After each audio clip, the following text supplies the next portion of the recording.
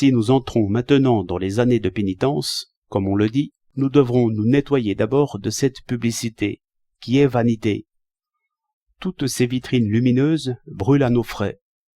Cette dépense de cuivre et de charbon ne nous donne pas un produit de plus, ni une lumière utile de plus. Que de journées de travail seraient récupérées si les utiles marchands prenaient le parti de chasser l'indiscret agent de publicité, marchand de clinquants et de poudre aux yeux. Je parlais à Castor, et sous les feux même d'une publicité évidemment ivre de soi. Mais Castor m'apaisa de la main. « Soyez prudent, dit-il. La publicité a des oreilles partout. Elle se vante de faire l'opinion. Certes, elle ne fera pas que telle confiture, que je ne veux pas nommer, soit mangeable, ou que telle moutarde soit meilleure que les autres. Elle fera croire, si elle veut, que je n'ai plus un sou en caisse, et, si elle le fait croire, ce sera vrai.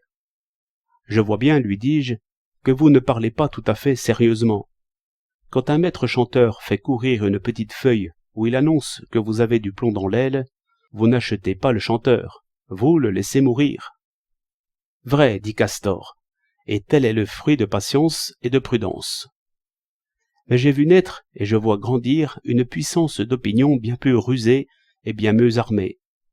Essayez de fonder une ligue contre la publicité.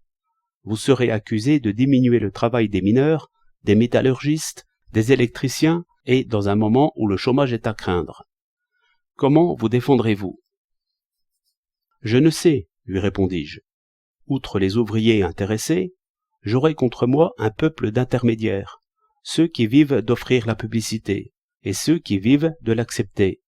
Car l'employé supérieur qui choisit pour sa maison la fiche rouge ou la fiche verte reçoit une commission aussi. On est payé pour persuader, et payé aussi pour se laisser persuader. Ce monde des parasites fait une rumeur de belle apparence, et cette ligue que je supposais pourrait bien être supprimée par loi ou décret, comme contraire au bien de l'État. Plus vrai que vous ne pensez, dit Castor. Il n'est pas prudent de parler contre les armements. Cela inquiète un important commerce. Mais enfin, les métallurgistes peuvent faire autre chose que des armes. Au lieu que l'agent de publicité ne sait faire que des affiches. Aussi se défendrait-il en désespéré.